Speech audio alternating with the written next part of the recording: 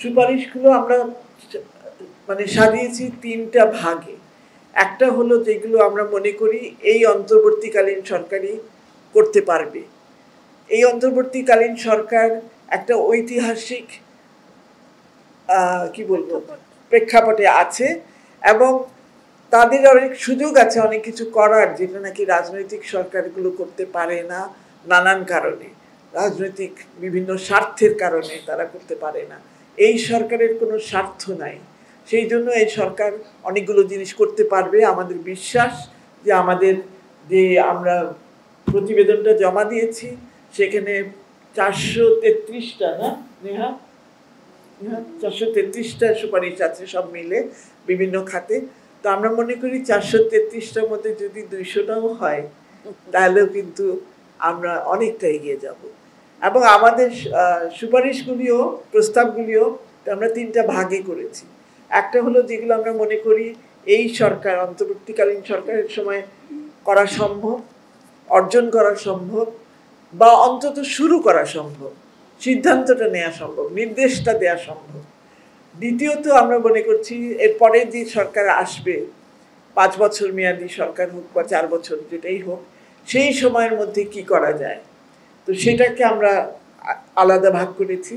এবং তৃতীয় যে ভাগটা সেটা হলো নারী আন্দোলনের যে চিরন্তন যে আকাঙ্ক্ষা, স্বাধীনতা, এবং সেই স্বাধীনতা পেতে হলে, সেই মুক্তি পেতে হলে, নারীর যদি সত্যিকারের মুক্তি পেতে হয় তাহলে কি করতে চাই আমরা কি, আমাদের আকাঙ্ক্ষা কি, আমাদের স্বপ্ন কি, সেগুলো আমরা তুলে ধরেছি। আমরা জানি যে সেখানে সেগুলো নিয়ে হয়তো বিতর্ক সৃষ্টি হবে, আমরা সেই বিতর্ককে ওয়েলকাম করি, স্বাগত জানাই।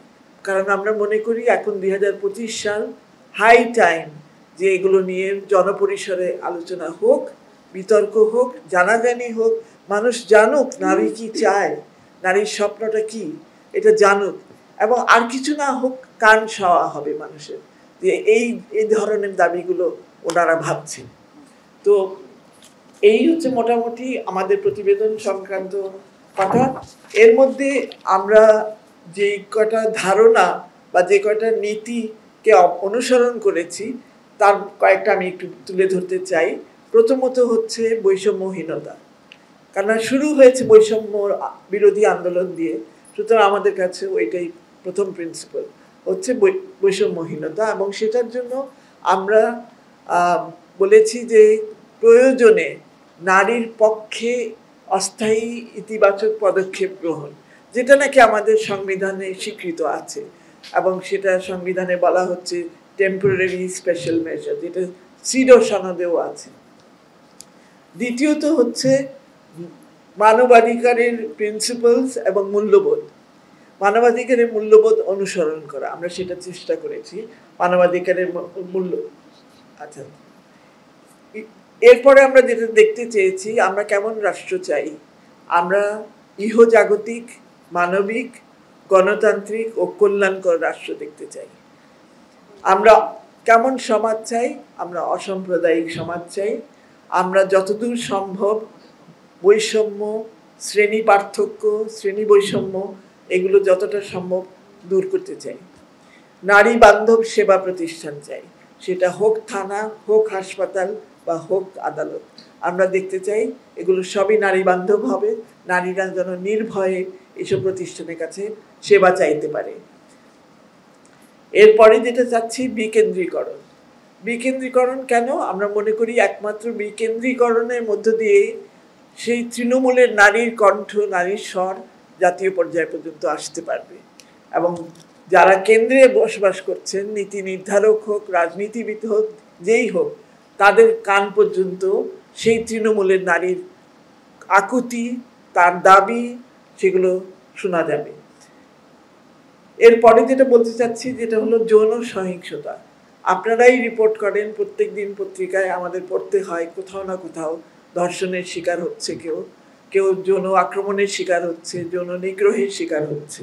এটা কি করে হ্রাস করা যায় এবং কিভাবে মোকাবেলা করা যায়? মোকাবেলার জন্য অনেক সরকারি উদ্যোগী আছে, সেগুলো কি করে আরো কার্যকর করা যায়। যাদেরকে আমরা একেবারেই ভুলে গেছিলাম, 1971 সালে মুক্তিযুদ্ধের সময় যারা যৌন সহিংসতার শিকার হয়েছিলেন তাদের সম্মানার্থে তাদেরকে একটি উপাধি দেওয়া হয়েছিল। সেই উপাধিটা হলো বীরাঙ্গনা। কেন দেওয়া হয়েছিল? যেন তাদেরকে কেউ অসম্মান না করে। কিন্তু ঠিক উল্টাটা হলো, আমরা যেটা দেখেছি, তার বীরাঙ্গনার শব্দটা একটা গালিতে পরিণত হলো এবং সেই মানুষগুলোর পাশে কেউ দাঁড়ালো না।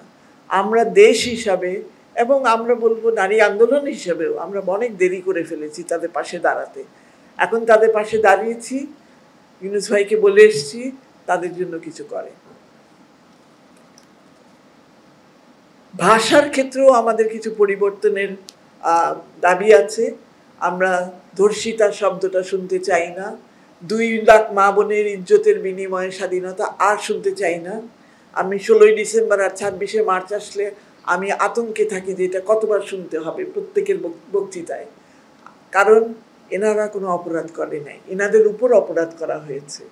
সুতরাং এনাদের ইজ্জত যায় নাই এবং ইজ্জত নারীর জনিতে থাকে না। সুতরাং সম্ভ্রম, ইজ্জত, এসব কথা আমরা চাই বর্জন করবেন। আজকে একটা সুযোগ, আজকে আপনারা প্রেসের অনেকে আছেন, আপনারা নিশ্চিত করবেন যে আপনাদের পত্রিকায় বা আপনাদের চ্যানেলে এই শব্দগুলো যেন আর কখনো ব্যবহার না হয়। আমরা যেন সম্মান করতে শিখি আমাদের বীরাঙ্গনাদের, তেমনি আজকে যে ধর্ষণের শিকার হচ্ছে যে নারীটি, তাকেও যেন সম্মান করতে শিখি। আমরা মৃত্যুদণ্ডের বিলুপ্ত চাই। আমরা জীবনের অধিকারকে সর্বাঙ্গে মানে জীবনের অধিকারটাকে সবচেয়ে বেশি দিতে চাই, প্রাধান্য দিতে চাই। সেজন্য আমরা মৃত্যুদণ্ডের বিলুপ্তি চাই।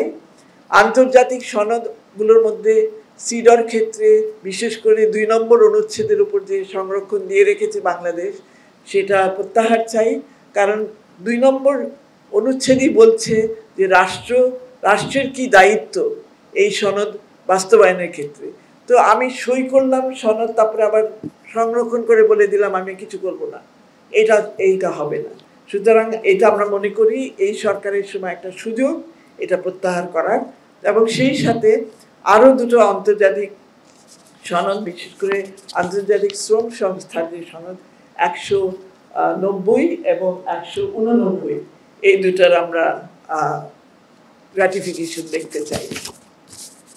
আমরা এর সাথে আরো যেটা চাই তো শেষ নাই। হ্যাঁ, বাস আমার মনে হয় মোটামুটি এগুলোই। আপনারা আপনাদের জন্য যে আমরা পাওয়ার পয়েন্ট তৈরি করেছি সেটা থেকে পাবেন, এবং আমরা আপনাদের একটু সবার জন্য, এতজনের জন্য হয়েছে কিনা জানি না, হয়েছে, আমরা এটা একটা ছাপিয়ে এনেছি, আপনাদের হাতে হাতে পৌঁছে গেছে অলরেডি, দেখতে পাচ্ছি। তো সেখানে বিস্তারিত আছে আরো।